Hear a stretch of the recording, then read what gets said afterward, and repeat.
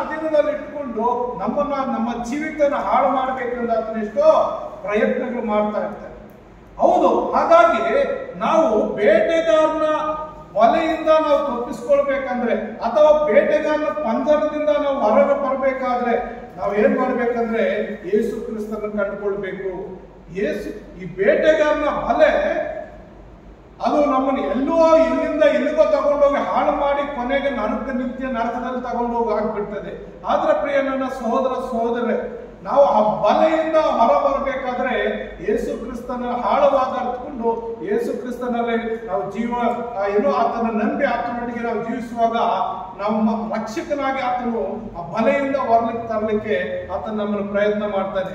ಯೋಹಾನ 1:12 ನಾವು ನೋಡ್ತೇವೆ, ಯಾರ್ಯಾರು ಆತನನ್ನು ಅಂಗೀಕರಿಸಿದರೋ ಅಂದರೆ ಆತನ ಹೆಸರಿನಲ್ಲಿ ನಂಬಿಕೆ ಇಟ್ಟರೋ ಅವರಿಗೆ ದೇವರ ಮಕ್ಕಳಾಗುವ ಅಧಿಕಾರವನ್ನು ಕೊಟ್ಟರು ಎಂಬುದಾಗಿ. ಯೇಸು ಸ್ವಾಮಿ ನಂಬುವಾಗ ನಮ್ಮ ಶಾಪ ಎಂಬ ಬಲೆಯಿಂದ ಪಾಪವೆಂಬ ಬಲೆಗಳಿಂದ ಅದನ್ನು ತಪ್ಪಿಸಿ ನಮ್ಮನ್ನೇನ್ ಮಾಡ್ತಾನೆ, ತನ್ನ ಮಕ್ಕಳಾಗುವಂತಹ ಅಧಿಕಾರ ನಮಗೆ ಕೊಟ್ಟು ನಮ್ಮನ್ನು ನಡೆಸುವ ಆತನಾಗಿದ್ದಾನೆ. ಆತನ ಪ್ರಿಯ ನನ್ನ ಸಹೋದರರೇ, ನಾವು ದೇವರ ಮಕ್ಕಳಾಗುವಾಗ ಆ ಒಂದು ಸೈತಾನ ಒಡ್ಡುವಂತ ಬಲೆ, ಸೈತಾನ ಹಾಕುವಂತ ಪಂಜರ ಅದರಿಂದ ಹೊರಬರಲಿಕ್ಕೆ ಸಾಧ್ಯವಾಗ್ತದೆ.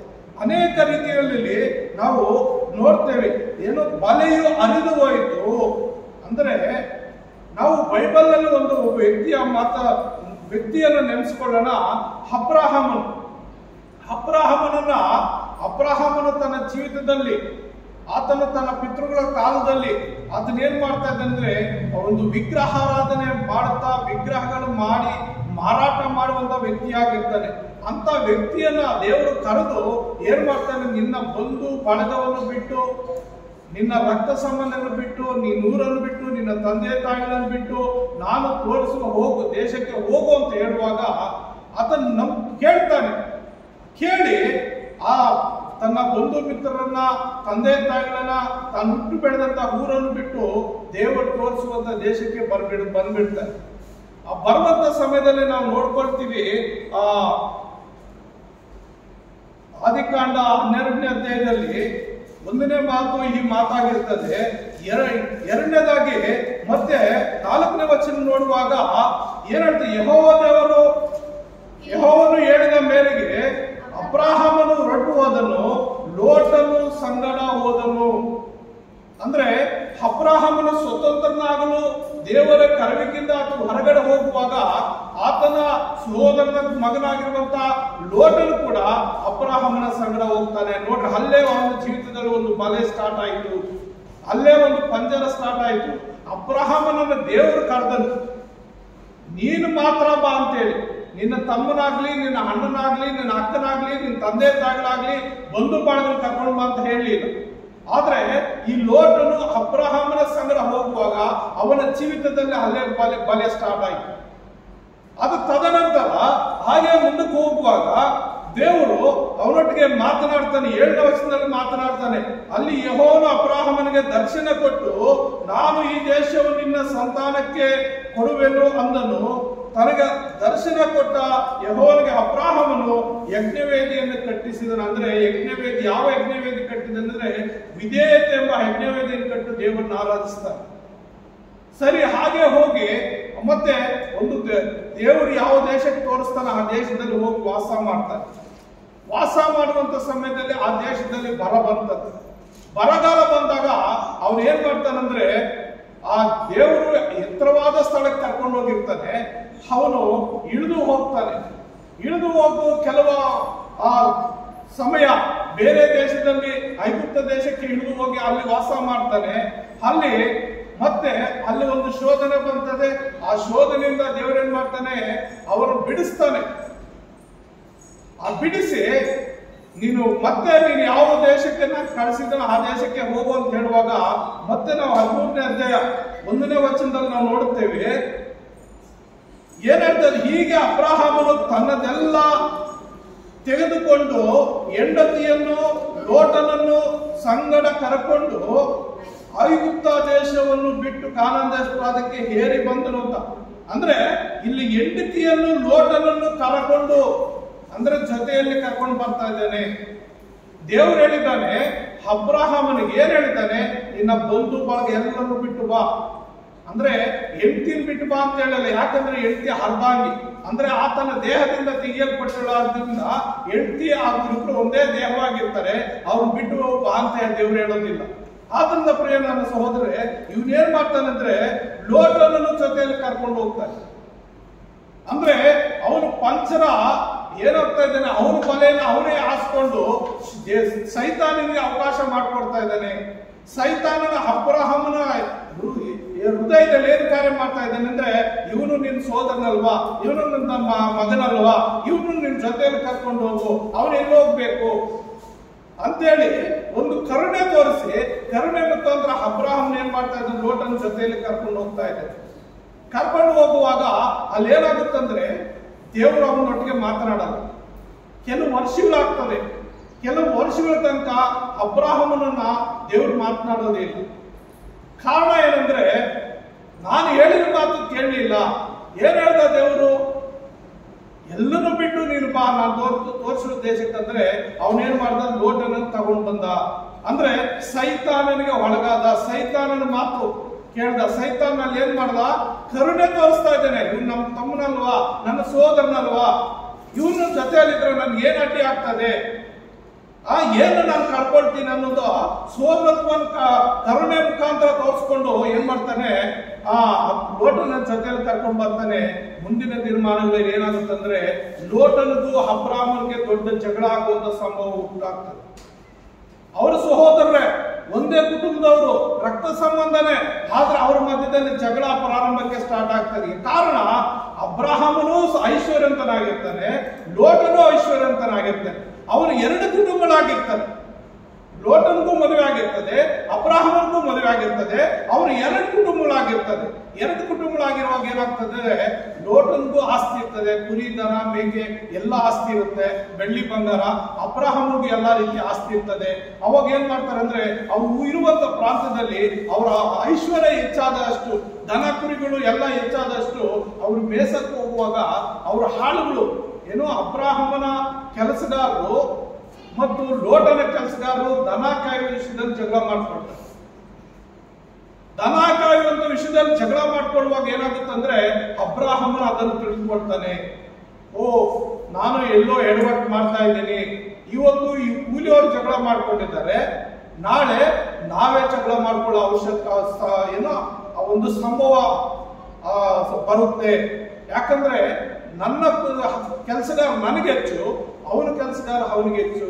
ಅವನ ಕೆಲಸಗಾರ ಅವನ ಆಸ್ತಿ ಪರವಾಗಿ, ಅವನ ಕುರಿದಾರರ ಪರವಾಗಿ ಅವನು ಜಗಳ ಮಾಡಕ್ ಬರ್ತಾನೆ. ನನ್ನ ಆಸ್ತಿ, ನನ್ನ ಕುರಿ, ನನ್ನ ಕೆಲಸ ಬಗ್ಗೆ ನಾನು ಕೂಡ ಜಗಳ ಆಡ್ಬೇಕಾಗುತ್ತೆ. ಏನ್ ಮಾಡ್ಬೇಕು ಅಂತ ಹೇಳಿ ಅಬ್ರಹಾಮನು ಲೋಟನ ಹತ್ರ ಬಂದು ಆತನ ಕೇಳ್ಕೊಳ್ತಾನೆ. 9ನೇ ವಚನ, 13ನೇ ಅಧ್ಯಾಯ 9ನೇ ವಚನ ಏನ್ ಹೇಳ್ತಾನೆ, ದೇಶವೆಲ್ಲ ನಿನ್ನೆದುರಿಗಿದೆ, ದಯವಿಟ್ಟು ನನ್ನನ್ನು ಬಿಟ್ಟು ಪ್ರತ್ಯೇಕ ಹೋಗು. ನೀನು ಎಡಗಡೆಗೆ ಹೋದರೆ ನಾನು ಬಲಗಡೆಗೆ ಹೋಗುವೆನು, ನೀನು ಬಲಗಡೆಗೆ ಹೋದರೆ ನಾನು ಎಡಗಡೆಗೆ ಹೋಗುವೆನು ಎಂದು ಹೇಳಿದನು. ನೋಡ್ರಿ, ಇಲ್ಲಿ 8ನೇ ವಚನದಲ್ಲಿ ಹೀಗಿರಲು ಅಬ್ರಹಾಮನು ಲೋಟನಿಗೆ, ನನಗೂ ನಿನಗೂ, ನನ್ನ ದನ ಕಾಯುವುದು ನಿನ್ನ ದನ ಕಾಯುವುದು ಜಗಳವಿರಬಾರದು, ನಾವು ಸೋದರರಲ್ಲವೇ? ಪ್ರೀತಿಯಿಂದ ಕೇಳ್ತಾರೆ, ನಾವು ಸೋದರರಲ್ಲವೇ? ನನ್ನ ದನ ಕಾಯೋರು ನಿನ್ನ ದನ ಕಾಯೋರು ಜಗಳ ಆಗ್ತಾ ಇದೆ, ಮುಂದೆ ನೀನು ಜಗಳ ಆಡ್ತೀಯ, ನಾನು ಜಗಳ ಆಡ್ತೀನಿ, ಪರ ವಹಿಸ್ಕೊಂಡು ಬರ್ತೀವಿ. ಆದ್ರಿಂದ ನಾವು ಒಂದು ಕೆಲಸ ಮಾಡೋಣ. ಏನ್ ಕೆಲಸ? ನಾವಿಬ್ಬರು ಬೇರೆ ಆಗೋಣ. ಅಲ್ಲಿ ಏನ್ ಹೇಳ್ತಾ ಇದ್ದಾರೆ, ದಯವಿಟ್ಟು ನನ್ನನ್ನು ಬಿಟ್ಟು ಪ್ರತ್ಯೇಕ ಹೋಗು. ಇಲ್ಲಿ 13ನೇ ವಚನದಲ್ಲಿ ನೋಡ್ತೇವೆ, ಜೊತೆಯಲ್ಲಿ ಸಂಗಡ ಕರ್ಕೊಂಡು ಬರ್ತಾನೆ ಲೋಟನನ್ನ. ಇವಾಗ ಏನಾಗ್ತಾ ಇದೆ, ಅಲ್ಲಿ ಜಗಳ ಉತ್ಪತ್ತಿ ಆಗ್ತಾ ಇದೆ, ಅಲ್ಲಿ ಕೋಪ ದ್ವೇಷಗಳು ಹುಟ್ಟಾಗ್ತಾ ಇದೆ, ಅಲ್ಲಿ ಅಸೂಯೆ ಹುಟ್ಟಾಗ್ತಾ ಇದೆ. ಆದ್ರಿಂದ ಇದು ಯಾವ್ದು ರೀತಿ ಅಂದ್ರೆ ಬಲೆ. ಸೈತಾನನು ಅವನ ಮೇಲೆ, ಅಬ್ರಹಾಮನ ಮೇಲೆ ಒಂದು ಬಲೆ ಹಾಕಿದ್ದಾನೆ. ಯಾವ ರೀತಿ? ಒಂದು ಕರುಣೆ ತೋರಿಸಿ ಅವಳ ಹತ್ರ ಸರ್ಪ ಬರ್ತದೆ. ಸೈತಾನ ಸರ್ಪರೂಪದಲ್ಲಿ ಬಂದು ಏನವ್ವ, ಯಾವ ರೀತಿಯ ಯಾವ ಮರದ ಹಣ್ಣು ತಿನ್ನಬಾರ್ದು ಅಂತ ನೈಸಾಗೆ ಕೇಳ್ತದೆ, ಮೃದು ಮಾತದಿಂದ. ಅಲ್ಲಿ ಅವಳಿಗೆ ಬಲೆ ಆಗ್ತಾನೆ ಸೈತಾನ. ಯಾವ ರೀತಿ ಹಣ್ಣು ತಿನ್ನುವುದರ ಮುಖಾಂತರ ಅವಳು ಆ ಸೈತಾನ ಮಾತು ಕೇಳಿದ್ರಿಂದ ಮತ್ತು ಆದಾಮನು ತನ್ನ ಹೆಂಡತಿಯಾದ ಅವಳ ಮಾತು ಕೇಳಿದ್ರಿಂದ ಇಡೀ ಲೋಕಕ್ಕೆ ಶಾಪ ಬಂತು. ಅಲ್ಲಿ ಒಂದು ಬಲೆ ಹಾಕ್ಬಿಟ್ಟ ಸೈತಾನನು. ಯಾವ ರೀತಿ ಬಲೆ? ಆ ಹಣ್ಣು ತಿಂದ್ರೆ ಏನು ತೊಂದರೆ ಆಗಲ್ಲ, ನೀವು ಕೂಡ ದೇವರಂದ್ರೆ ಆಗ್ಬಿಡ್ತೀರಿ, ನೀವು ಕೂಡ ದೇವರಂತೆ ಆಗ್ಬಿಟ್ಟು ನೀವು ದೇವರಾಗ್ಬಿಡ್ತೀರಿ, ಅದಕ್ಕಾಗಿ ದೇವರು ಆ ಹಣ್ಣು ತಿನ್ನಬಾರ್ದು ಅಂತ ಹೇಳಿದ್ದಾರಂತೆ. ಆ ರೀತಿ ಪ್ರಿಯ ನನ್ನ ಸಹೋದರೇ, ಇಲ್ಲಿ ಅಬ್ರಾಹಮನಿಗೆ ಒಂದು ಕರುಣೆ ತೋರಿಸುವ ಮುಖಾಂತರ ಬಲೆ ಹಾಕ್ಬಿಟ್ಟಿದ್ದಾನೆ. ಅವಾಗ ಅಬ್ರಾಹಮನ ಎಚ್ಚರಿಕೊಳ್ತಾ ಇದ್ದಾನೆ ಏನಂತ, ಇನ್ನು ಮುಂದೆ ನಾವು ದೊಡ್ಡ ಜಗಳ ಆಗ್ಬೇಕಾಗತ್ತೆ, ನಮ್ಮ ಸಹೋದರತ್ವ ಕಿತ್ತೋಗ್ತದೆ, ಜಗಳ ಬರ್ತದೆ, ನಮ್ಮ ಮಧ್ಯದಲ್ಲಿ ಬಿರುಕು ಬರ್ತದೆ. ಅದಕ್ಕಾಗಿ ಏನು, ನಾನು ಈಗಲೇ ಇದು ಚೆನ್ನಾಗಿರುವಾಗಲೇ ನಾನು ಏನ್ ಮಾಡ್ಬೇಕು, ನಾನು ಬೇರೆ ಆಗ್ಬೇಕು, ನಾವು ಬೇರೆ ಆಗ್ಬೇಕು ಅಂತ ಹೇಳ್ತಾನೆ. ಲೋಟನ ಹತ್ರ ಬಂದು ಏನ್ ಹೇಳ್ತಾನೆ, ನಾವು ಸಹೋದರಲ್ವೇ, ನಾವು ಸಹೋದರಲ್ವೇ, ಹಾಗಾಗಿ ನಾವೇನ್ ಮಾಡ್ಬೇಕು, ದಯವಿಟ್ಟು ನನ್ನನ್ನು ಬಿಟ್ಟು ಪ್ರತ್ಯೇಕ ಹೋಗು. ರಿಕ್ವೆಸ್ಟ್ ಮಾಡ್ತಾ ಇದ್ದಾನೆ, ನನ್ನನ್ನು ಬಿಟ್ಟು ಪ್ರತ್ಯೇಕ ಹೋಗು. ನೋಡು, ದೇಶ ಈ ಕಡೆ ಇದೆ, ನಿನ್ ಕಣ್ಣೆದುರಿಗಿದೆ, ನೀನ್ ಯಾವ ಕಡೆ ಹೋಗ್ತೀಯೋ ಆ ಕಡೆ ನಾನು ಬರಲ್ಲ, ಅದೆಲ್ಲ ನಿನ್ಗೆ ಬಿಟ್ಕೊಡ್ತೀನಿ. ನೀನ್ ಈ ಕಡೆ ಹೋಗ್ತೀಯಾ, ನಾನು ನಿನ್ನ ಕಡೆ ಬರೋದೇ ಇಲ್ಲ ಅಂತ ಹೇಳುವಾಗ ಅವನು ಒಂದು ಕಡೆ ನೋಡ್ತಾನೆ, ಸೋದೋಮ್ ಗೊಮೋರ ಪಟ್ಟಣ, ಲೋಟನು ಓದಕ್ ಮೊದಲು ಹಾಲು ಜೇನು ಹರಿಯುವಂತ ಪಟ್ಟಣ, ಬಹಳ ಸಮೃದ್ಧಿಯಾದ ದೇಶ ಅದು. ಅದಕ್ಕಾಗಿ ಆ ಕಡೆ ಹೋಗ್ಬಿಡ್ತಾನೆ. ಆಗ ಅವನು ಅಬ್ರಾಹಮನ ಬಿಟ್ಟು ಹೋದ ನಂತರ ದೇವರು ಮತ್ತೆ ಅಬ್ರಾಹಮನೊಟ್ಟಿಗೆ ಮಾತನಾಡ್ತಾನೆ. ಲೋಟನು ಯಾವಾಗ ಅಬ್ರಾಹಮನ ಬಿಟ್ಟು ಹೋಗ್ತಾನೋ ತದನಂತರ ದೇವರು ಅಬ್ರಾಹಮನೊಟ್ಟಿಗೆ ಮಾತನಾಡ್ತಾನೆ. ನೋಡ್ರಿ 14ನೇ ವಚನ ಏನ್ ಹೇಳುತ್ತೆ, ಲೋಟನು ಅಬ್ರಹಾಮನನ್ನು ಬಿಟ್ಟು ಬೇರೆಯಾದ ನಂತರ. ಸಾಕಮ್ಮ, ಇಲ್ಲಿ ನೋಡ್ತೇವೆ ಲೋಟನು ಅಬ್ರಹಾಮನನ್ನು ಬಿಟ್ಟು ಬೇರೆಯಾದ ನಂತರ ಅಂದ್ರೆ ಅಲ್ಲೇ ಬಲೆ ಹರಿದೋಯ್ತು. ಯಾವ ಬಲೆ? ಸೈತಾನನು ಕರುಣೆ ಎಂಬ ಬಲೆಯನ್ನು ಹಾಕಿರ್ತಾನೆ. ಆ ಬಲೆಯಲ್ಲಿಟ್ಟು ಅವ್ರನ್ನ ಒಳ ಜಗಳ ಮಾಡಬೇಕು, ಅವ್ರ ದ್ವೇಷ ಹೊಡಿಸಬೇಕು, ಆ ನಾನಾ ರೀತಿ ಕುತಂತ್ರ ಮಾಡ್ಬೇಕೆಂಬುದಾಗಿ ಏನ್ ಮಾಡ್ತಾನೆ, ಸೈತಾನ ಅಲ್ಲಿ ಬಲೆ ಹಾಕಿರ್ತಾನೆ. ಆ ಬಲೆಯನ್ನು ಏನ್ ಮಾಡ್ತಾನೆ, ಅಬ್ರಾಹ್ಮನ ಪ್ರೀತಿಯಿಂದ ಬಿಡಿಸ್ಕೊಂಡು ಬಿಡ್ತಾನೆ. ಆ ಬಲೆಯಿಂದ ಏನೋ ಅವನ ಲೋಟನನ್ನ ಹೊರಗಡೆ ಕಳಿಸುವಾಗ ಅವಾಗ ದೇವರು ಏನ್ ಮಾಡ್ತಾ ಇದ್ದಾನೆ, ಅಲ್ಲಿ ಬಂದು ಅಬ್ರಾಹ್ಮನ ಹತ್ರ ಮಾತನಾಡ್ತಾರೆ. ಯಾವಾಗ ಲೋಟನು ಅಬ್ರಾಹ್ಮನ ಬಿಟ್ಟು ಬೇರೆ ಆಗಿ ನಂತರ ದೇವರು ಬಂದು ಅಬ್ರಾಹಮನೊಟ್ಟಿಗೆ ಮಾತನಾಡ್ತಾ ಇದ್ದಾನೆ. ಏನಂತ ಮಾತನಾಡ್ತಾ ಇದ್ದಾನೆ ಅಲ್ಲಿ ನೋಡ್ರಿ ನಾವು, ನೀನಿರುವ ಸ್ಥಳದಿಂದ ದಕ್ಷಿಣೋತ್ತರ ಪೂರ್ವ ಪಶ್ಚಿಮಗಳ ಕಣ್ಣೆತ್ತಿ ನೋಡು. ಎಲ್ಲಿ ಅಬ್ರಾಹಮನ್ ಎಲ್ಲಿದ್ದಾನೋ ಅಲ್ಲಿಂದಾನೆ ನೀನಿರುವಂತ ಸ್ಥಳದಲ್ಲಿ, ಇದು ದಕ್ಷಿಣ, ಇದು ಉತ್ತರ, ದಕ್ಷಿಣ ಉತ್ತರ ಪಶ್ಚಿಮ ಪೂರ್ವ ಎಲ್ಲ ಕಡೆ ನೋಡು. ನಿನ್ ಕಣ್ಣು ಎಷ್ಟು ಹಾಯಿಸ್ತದೋ, ನಿನ್ ಕಣ್ಣು ಎಷ್ಟು ಓಡ್ತದೋ, ಎಲ್ಲಿ ತನಕ ನೀನು ಜಮೀನನ್ನು ಗುರುತಿಸ್ತೀಯೋ ಇದೆಲ್ಲ ನಿನಗೆ ಕೊಡ್ತೀನಿ. ನೀನು ಎಷ್ಟು ಏನು ನಿನ್ ಕಣ್ಣು ಎಷ್ಟು ಆಯ್ತದೋ, ನೀನ್ ಎಷ್ಟು ಓಡಾಡ್ತೀಯೋ, ಎಷ್ಟು ಬೇಕಂತೀಯೋ ಅದೆಲ್ಲ ನಿನಗೆ ಕೊಟ್ಬಿಡ್ತೀನಿ. ಯಾವ ರೀತಿ ಹೇಳ್ತಾ ಇದ್ದೇನೆ, ಕಣ್ಣೆತ್ತಿ ನೋಡು, ನೀನು ನೋಡುವ ದೇಶವನ್ನೆಲ್ಲ, ಈ ದೇಶವನ್ನೆಲ್ಲ ನಿನಗೂ ನಿನ್ನ ಸಂತತಿಗೂ ಶಾಶ್ವತವಾಗಿ ಕೊಡುವೆನು. Amen, hallelujah. ಯಾವಾಗ ಪ್ರಿಯ ನನ್ನ ಸಹೋದರರೇ, ಅನೇಕ ಸಾರಿ ನಮ್ಮ ಸಂಬಂಧಗಳಲ್ಲಿ, ಕುಟುಂಬಗಳಲ್ಲಿ, ಸ್ನೇಹಿತರೊಟ್ಟಿಗೆ ಈ ಒಂದು ಸಂಬಂಧ ಇರುತ್ತೆ. ಆದ್ರೆ ಆ ಸಂಬಂಧ ಸೈತಾನ ಏನ್ ಮಾಡ್ತಾನಂದ್ರೆ ಬೇರೆ ರೀತಿಯಲ್ಲಿ ಬಲೆ ಹಾಕಿ ಆ ಬಲೆಯಲ್ಲಿ ಇಟ್ಟು ನಮ್ಮನ್ನು ನಾನಾ ರೀತಿ ಚಿತ್ರೀಕರಿಸಿ ಒಳಪಡಿಸ್ತಾನೆ. ಸೈತಾನನು ಯಾವ ರೀತಿಯಲ್ಲಾದ್ರೂ ನಮ್ಮನ್ನು ವಂಚಿಸಬಹುದು. ನಮ್ಮ ಬರುವಂತ ಆಶೀರ್ವಾದ ಯಾವ ರೀತಿ ಆದ್ರೂ ಅದನ್ನು ಕಸಿದುಕೊಳ್ತಾನೆ. ನಾವು ಯೇಸು ಕ್ರಿಸ್ತನ ನಂಬುವುದು ಸೈತಾನಿಗೆ ಇಷ್ಟ ಇಲ್ಲ. ಹಾಗಾಗಿ ಸೈತಾನ ಏನ್ ಮಾಡ್ತಾನೆ ಅಂದ್ರೆ ದೇವರಿಂದ ದೂರ ಮಾಡೋದಕ್ಕಾಗಿ ನಾನಾ ರೀತಿಯ ಕಷ್ಟಗಳು ನಮ್ಮ ಮೇಲೆ ತಂದಾಗಿ, ಸಮಸ್ಯೆಗಳು ತಂದಾಗಿ, ಸಾಲಗಳು ತಂದಾಕಿ ನಮ್ಮನ್ನ ಏನ್ ಮಾಡ್ತಾನೆ, ನಾವು ಎಷ್ಟು ದೇವರು ನಂಬಿದ್ರು, ಎಷ್ಟು ದೇವರೊಟ್ಟಿಗಿದ್ರು, ನಮ್ಮ ಸಮಸ್ಯೆಗಳು ತೀರ್ತಾ ಇಲ್ಲ, ನಮ್ಮ ಸಾಲಗಳು ತೀರ್ತಾ ಇಲ್ಲ, ನಮ್ಮ ಕೊರತೆ ಹೋಗ್ತಾ ಇಲ್ಲ. ಹಾಗಾಗಿ ಆ ದೇವರೇ ಬೇಡ ಅಂತ ಅನೇಕರು ಹಿಂದಕ್ಕೆ ಹೋಗ್ಬಿಡ್ತಾರೆ. ಸಮಸ್ಯೆ ಬರೋದೇನು ಗೊತ್ತಾ, ಪರೀಕ್ಷೆಗಾಗಿ. ಏನು ಪರೀಕ್ಷೆಗಾಗಿ. ಆ ಪರೀಕ್ಷೆಗೆ ನೀವು ಗೆಲ್ಲಬೇಕು. ವರ್ಷೆಲ್ಲ ಓದ್ತಾರೆ ಮಕ್ಕಳು, ಕೊನೆಯಲ್ಲಿ ಏನ್ ಬರ್ತದೆ, ಅವ್ರ ಪರೀಕ್ಷೆ ಬರ್ತದೆ.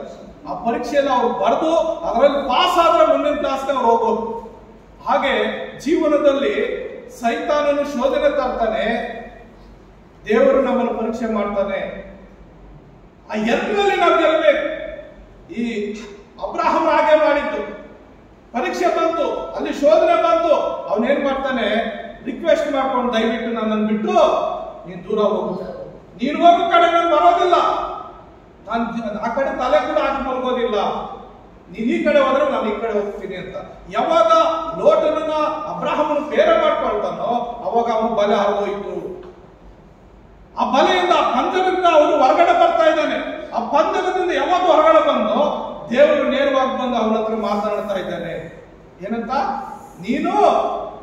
ನೀನಿರುವ ಸ್ಥಳದಿಂದ ಸುತ್ತಲೂ ನೋಡು, ಮತ್ತು ಏನ್ ಹೇಳ್ತಾ ಇದ್ದಾನೆ, ನೀನು ನೋಡುವ ಈ ದೇಶವನ್ನೆಲ್ಲ ನಿನಗೂ ನಿನ್ನ ಸಂತಾನಕ್ಕೂ ಶಾಶ್ವತವಾಗಿ ಕೊಡುವನು. ನಿನ್ನ ಸಂತಾನದವರು ಭೂಮಿಯ ಧೂಳಿನಷ್ಟು ಅಸಂಖ್ಯವಾಗಿ ಮಾಡುವೆನು. ಭೂಮಿಯಲ್ಲಿರೋ ಧೂಳನ್ನು ಲೆಕ್ಕಿಸುವುದಾದರೆ ನಿನ್ನ ಸಂತಾನವನ್ನು ಲೆಕ್ಕಿಸುವುದಾದಿತ್ತು. ಹಲ್ಲೆಲೂಯ. ಸಹೋದರರೇ, ಅಬ್ರಹಾಮನು ಯಾವಾಗ ಲೋಟನ್ನು ಬಿಟ್ಟು ಬೇರೆ ಹಾದನಂತನೋ ಆವಾಗ ದೇವರು ಬಂದು ನಿಜವಾದ ಆಶೀರ್ವಾದ ಅವನಿಗೆ ಮಾಡ್ತಾ ಇದ್ದಾನೆ. ಅನೇಕ ವಿಧಗಳಲ್ಲಿ ಅನೇಕರು ಸಿಕ್ಕಾಕೊಂಡಿದ್ದಾರೆ. ಯಾವ ರೀತಿ? ಒಂದು ಪಂಜರದೊಳಗೆ, ಒಂದು ಬಲೆಯೊಳಗೆ, ಸೈತಾನ ಬಲೆಯೊಳಗೆ ಸಿಕ್ಕಾಕೊಂಡಿದ್ದಾರೆ. ಆ ಸೈತಾನನ ಬಲೆಯಿಂದ ಯಾವಾಗ ಹೊರಬರ್ಬೇಕಂದ್ರೆ ಯೇಸು ಕ್ರಿಸ್ತನ ಬಲೆಯನ್ನು ಹರಿಬೇಕು. ಯೇಸು ಕ್ರಿಸ್ತನ ಬಲೆಯನ್ನು ಹರಿದರೆ ಮಾತ್ರ ನಾವು ಅವಾಗ ಪಂಜರದಿಂದ ಆ ಬಲೆಯಿಂದ ಹೊರಬರಕ್ಕಾಗುತ್ತೆ. ಹಾಗಾಗಿ ನಾವೇನ್ ಮಾಡ್ಬೇಕು? ಈ ಅಬ್ರಹಾಮನ ಲೋಟನ್ನು ಯಾವ ರೀತಿ ಬೇರೆ ಮಾಡ್ಕೊಂಡು ನಮ್ಮ ಕೈಲಿ ಹಾಕದೇ ಇದೆ ನಾವು ದೇವರ ಮೊರೆ ಹೋಗ್ಬೇಕು. ದೇವರೇ, ನನ್ನ ಮೇಲೆ ಒಂದು ಬಲೆ ಹಾಸಲ್ಪಟ್ಟಿದೆ, ನನ್ನ ಮೇಲೆ ಒಂದು ಪಂಜರ ಹಾಕಿದೆ, ಆ ಪಂಜರದಲ್ಲಿ ನನ್ನ ಇಟ್ಟಿದ್ದಾರೆ, ನನಗೆ ಸ್ವಾತಂತ್ರ್ಯ ಇಲ್ಲ, ನನಗೆ ಸಮಾನತೆ ಇಲ್ಲ, ನನಗೆ ಸಮಸ್ಯೆಗಳಿದೆ. ಈ ಸಮಸ್ಯೆಗಳು ಈ ಪಂಜರದಿಂದ ನಾನು ಹೊರತ ಇದರ ಪಂಜರದ ಬೀಗ ನೀನೇ ಹೊಡೆದಾಕ ನಾನು ಹೊರತ ನಾನು ಸ್ವೇಚ್ಛೆಯಾಗಿ ಲೋಕದಲ್ಲಿ ನನ್ಗೆ ಇಷ್ಟವಾದ ರೀತಿಯಲ್ಲಿ ಜೀವಿಸಕ್ಕೆ ನನಗೆ ಸಹಾಯ ಮಾಡುತ್ತಾ ನಾವು ಕೇಳುವುದಾದ್ರೆ ಖಂಡಿತ ದೇವರು ಏನ್ ಮಾಡ್ತಾನೆ? ನನ್ಗೆ ಸಹಾಯ ಮಾಡ್ತಾನೆ. ಬಲೆ ಹರಿದೋಯ್ತು, ಪಕ್ಷಿಯು ತಪ್ಪಿಸಿಕೊಂಡು. ಹಾಗೆ ನಮ್ಮ ಜೀವಿತದಲ್ಲಿ ಸೈತಾನ ಹಾಕಿರುವಂತ ಬಲೆಯಿಂದ ನಾವು ತಪ್ಪಿಸ್ಕೊಳ್ಬೇಕಂದ್ರೆ, ಆ ಬಲೆ ಹರಿಯಲ್ಕೊಳ್ಬೇಕಾದ್ರೆ ನಾವು ಯೇಸು ಕ್ರಿಸ್ತನ ಮೇಲೆ ನಂಬಿಕೆ ಇಡಬೇಕು. ಅಬ್ರಹಾಮನ ರೀತಿಯಲ್ಲಿ ಯಾವ ರೀತಿ ಜಾಣತನ ಮಾಡಿದ್ನೋ ಅದೇ ರೀತಿಯಲ್ಲಿ ನಾವು ಜಾಣತನದಿಂದ ಈ ಲೋಕದಲ್ಲಿ ಜೀವಿಸಬೇಕು. ನಮ್ಮ ಹಿತಶತ್ರುಗಳು ಜಾಸ್ತಿ ಇರ್ತಾರೆ. ಹಿತಶತ್ರುಗಳು ನಮ್ಮ ಜೊತೆಯಲ್ಲೇ ಇರ್ತಾರೆ, ನಮ್ಮೊಟ್ಟಿಗೆ ಇರ್ತಾರೆ, ನಮ್ಮನ್ನ ಏನೋ ಗುಣಿಯಲ್ಲಿ ಹಾಕ್ತಾ ಇರ್ತಾರೆ, ನಮ್ಮನ್ನ ಗುಣಿಯಲ್ಲಿ ಬೀಳಿಸ್ತಾ ಇರ್ತಾರೆ. ನಮ್ಮನ್ನ ಗುಣಿಯಲ್ಲಿ ಹಾಕಿ ಮೇಲೆ ಕೇಳಿದ ರೀತಿಯಲ್ಲಿ ನಮ್ಮ ಮೇಲೆ ಅವ್ರು ಏನ್ ಮಾಡ್ತಾರೆ ಅಂದ್ರೆ ಸಮಸ್ಯೆಗಳು ತಂದೆ ಹಾಕ್ತಾರೆ. ಪ್ರಿಯ ನನ್ನ ಸಹೋದರರೇ, ನಾವು ನೋಡ್ತೀವಿ ಇಲ್ಲಿ 140ನೇ ಕೀರ್ತನೆಯಲ್ಲಿ 5ನೇ ವಚನ,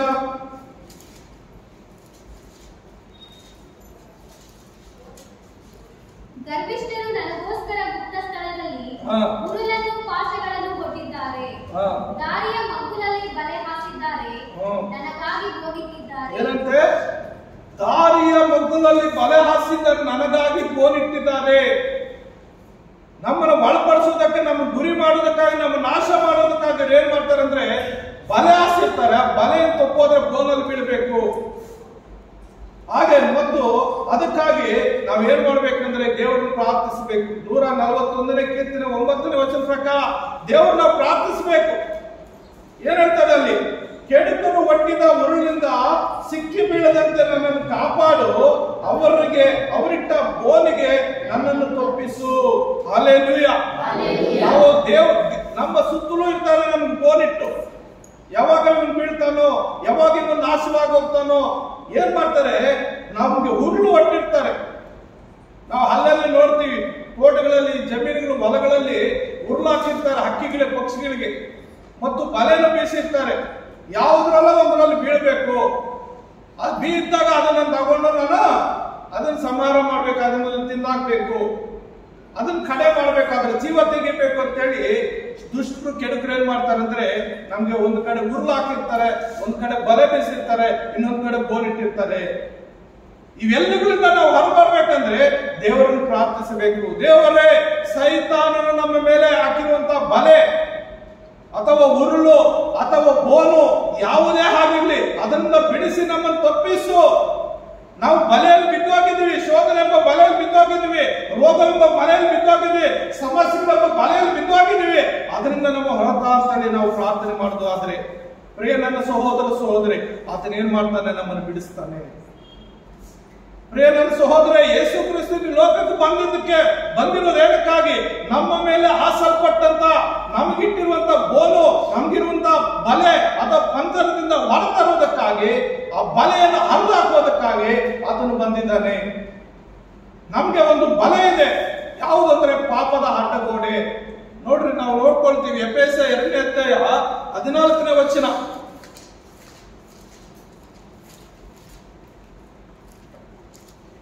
ಎಫೆಸ 2ನೇ ಅಧ್ಯಾಯ 14ನೇ ವಚನ ಏನ್ ಹೇಳ್ತದೆ?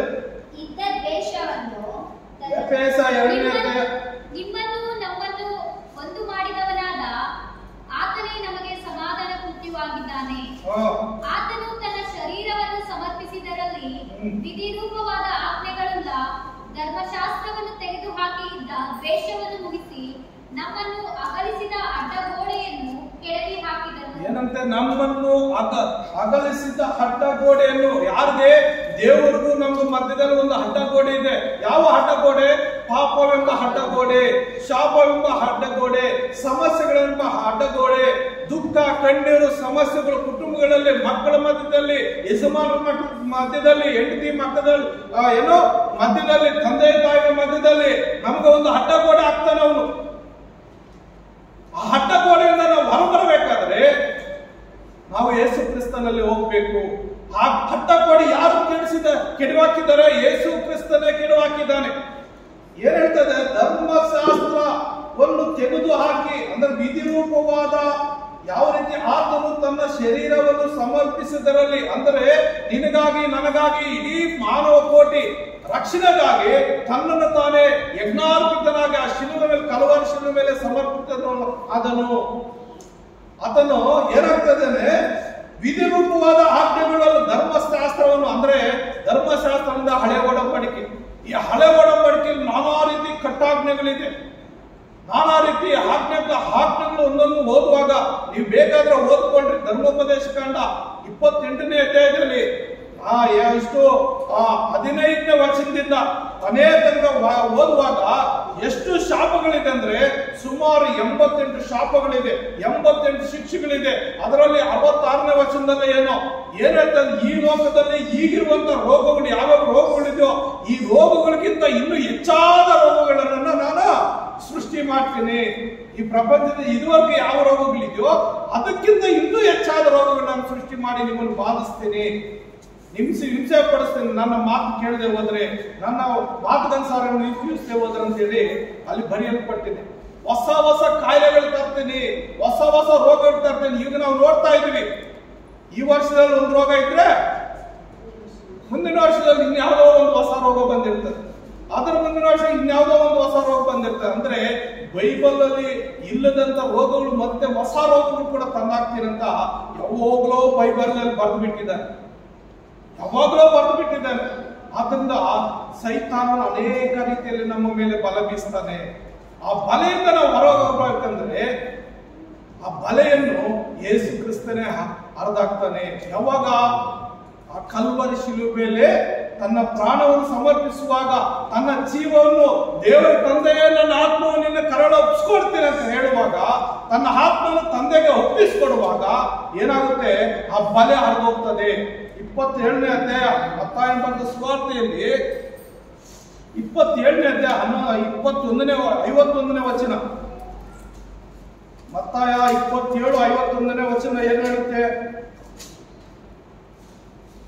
ಆಗ ಇಗೋ ದೇವಾಲಯದ ತೆರೆಯು ಮೇಲಿನಿಂದ ಕೆಳಗಿನವರೆಗೂ ಹರಿದು 2 ಭಾಗವಾಯಿತು.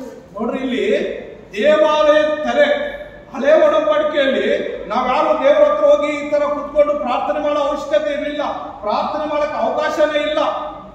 ಅಲ್ಲಿ ಹೋಗಿ ಯಾಚಕರಿಗೆ ಹೇಳ್ಬೇಕಾಗಿತ್ತು, ಸ್ವಾಮಿ ನನ್ಗಿಂತ ಪ್ರಾಬ್ಲಮ್ ಇದೆ, ನನ್ಗಿಂತ ಸಮಸ್ಯೆ ಇದೆ, ನನ್ಗಿಂತ ರೋಗ ಇದೆ, ಅದರಿಂದ ಬಿಡುಗಡೆ ಕೊಡು ಅಂತ ನಾವು ಹೇಳ್ಬೇಕಾದ್ರೆ, ಬಿಡುಗಡೆ ನಮ್ಗೆ ಸಿಗ್ಬೇಕಾದ್ರೆ ನಾವ್ ಏನ್ ಮಾಡ್ಬೇಕು ಗೊತ್ತಾ?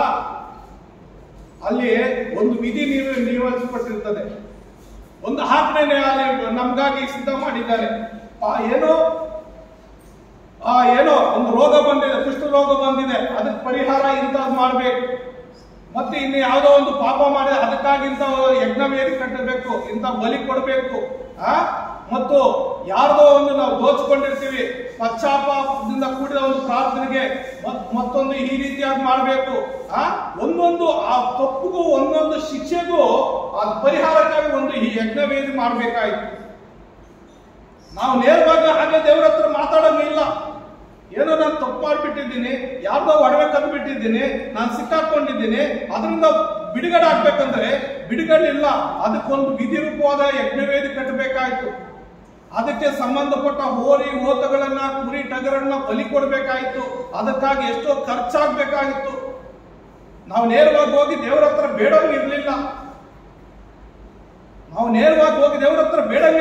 ಯಾಕಂದ್ರೆ ನಮಗೆ ಒಂದು ಅಡ್ಡಗೋಡೆ ಇತ್ತು. ಹಳೆ ಒಡಂಬಡಿ ಕಾಲದಲ್ಲಿ ದೇವರ ಸನ್ನಿಧಿಗೆ ಹೋಗ್ಬೇಕಂದ್ರೆ ಹಾರೋನು ಮಹಾಯಾಜಕನು ವರ್ಷಕ್ಕೆ ಒಂದು ಸಾರಿ ಮಾತ್ರ ಹೋಗ್ಬೇಕಾಯ್ತು ಅಷ್ಟೇ.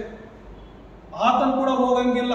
ಪಾಪ ಪರಿಹಾರಕ್ಕಾಗಿ ಆತನ ಹೋಗ್ಬೇಕಂದ್ರೆ ಆತನ ಮೇಲಿರೋ ಪಾಪ ಪರಿಹಾರಕ್ಕೆ ಆತನ ಯಜ್ಞ ವೇದಿಕೆಗಳನ್ನು ಸಮರ್ಪಿಸಿ ತನ್ನನ್ನು ಶುದ್ಧಿ ಮಾಡಿಕೊಂಡು ಆ ರಕ್ತ ತನ್ನ ಮೇಲೆ ಪ್ರೋಕ್ಷಿಸಿಕೊಂಡು ಹೋಗ್ಬೇಕಾಗಿತ್ತು.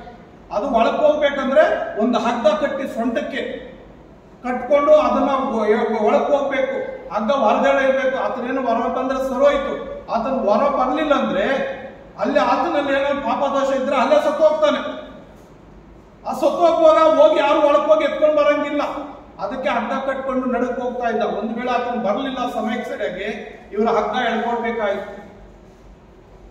ಇವಾಗ ಅನೇಕ ಹಿಂದೂ ದೇವಸ್ಥಾನಗಳಲ್ಲಿ, ಸಹೋದರ ದೇವಸ್ಥಾನಗಳಲ್ಲಿ ಗರ್ಭಗುಡಿ ಅಂತಾರಲ್ಲ, ಅಲ್ಲಿ ದೇವರು ಮಾತ್ರ ಇರ್ತಾರೆ, ಪೂಜಾರಿ ಮಾತ್ರ ಅಲ್ಲಿ ಹೋಗ್ಬೇಕು, ಇನ್ಯಾರು ಹೋಗಂಗಿಲ್ಲ.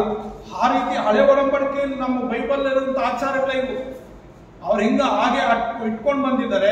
ಆದ್ರೆ ನಮ್ಗೇನಾಗಿದೆ ಅಂದ್ರೆ ದೇವರು ನಮ್ಗೆ ಅಡ್ಡ ಗೋಡೆ, ಒಂದು ಪರದೆ ಯಾವ ಅಷ್ಟಿತ್ತು ಅಂದ್ರೆ ಆ ದೇವಾಲಯಕ್ಕೆ 4 ಇಂಚು ದಪ್ಪ ಇತ್ತು. ಏನು ಬಟ್ಟೆಯಲ್ಲೇ ಆಗಿ ಅಂಟಿದ್ದೆ. 4 ಇಂಚು ದಪ್ಪ. 4 ಇಂಚು ದಪ್ಪ ಅಂದ್ರೆ ಅರಿಯಕ್ಕಾಗುತ್ತಾ?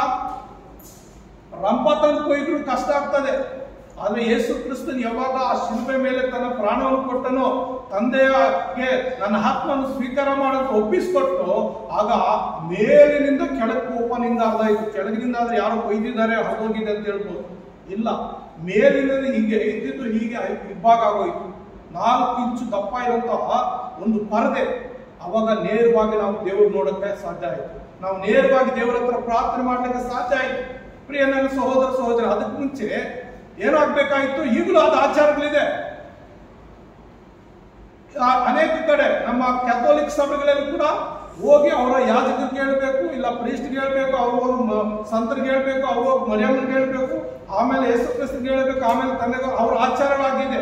ಆದ್ರೆ ನಾವು ಯಾವಾಗ ಬಲೆ ಹರಿದೋಯ್ತು, ನಾವು ನೇರವಾಗಿ ಮೊಣಕಾಲೂರು ದೇವರ ಹತ್ರ ಪ್ರಾರ್ಥನೆ ಮಾಡ್ಬೋದು, ಯೇಸು ಕ್ರಿಸ್ತನೊಟ್ಟಿಗೆ ಪ್ರಾರ್ಥನೆ ಮಾಡ್ಬೋದು, ತಂದೆಯಾದ ದೇವರಿಗೆ ನಾವು ಪ್ರಾರ್ಥನೆ ಮಾಡ್ಬೋದು.